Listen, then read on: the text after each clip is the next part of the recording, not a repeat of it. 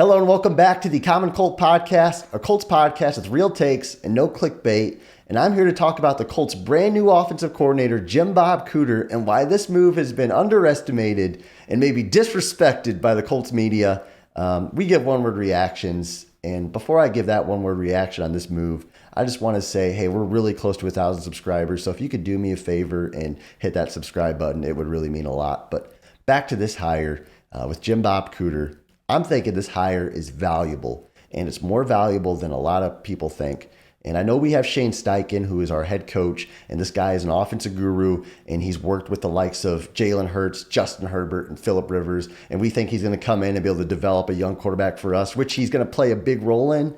Listen, I'm here to say that Shane Steichen isn't going to be able to do this on his own. He is the head coach. He's not the quarterback's coach. He's not the offensive coordinator. And there's a reason why there's all these different positions on a coaching staff, because one guy cannot do it on his own. So with the Colts hiring a Jim Bob Cooter, what this guy brings, he's young still. He's only 38, but he's been in the NFL for over a decade helping coach teams. He actually was on the Colts staff before. And he's worked with Peyton Manning, Matthew Stafford, and Trevor Lawrence. So now you have your offensive coordinator and your head coach who have been around quarterbacks. Not saying they're the reason for these guys' success necessarily, but they've been around young guys and veteran guys who have worked.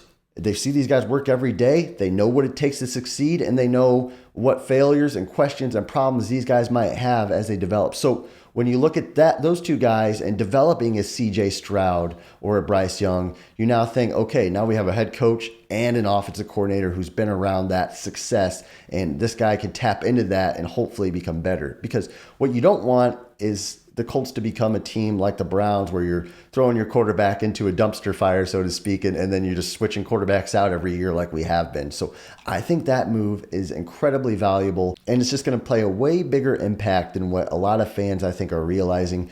Just because this guy is not calling the offensive plays and he's not a flashy name doesn't mean that he's not going to have a pivotal impact on who our franchise quarterback is going to be. Because let's face it, this team, this coaching staff, this city lives and dies by our franchise quarterback. And we just need to give this guy as many resources as possible to succeed. In addition to this hire, we also have brought in Tom Manning as our tight ends coach, who also was on the Colts coaching staff before. And I think we're all expecting kind of a bigger year out of our tight ends this year. You know what they say, a good running game and a good tight end is your quarterback's best friend. So I do like where this Colts coaching staff is heading right now.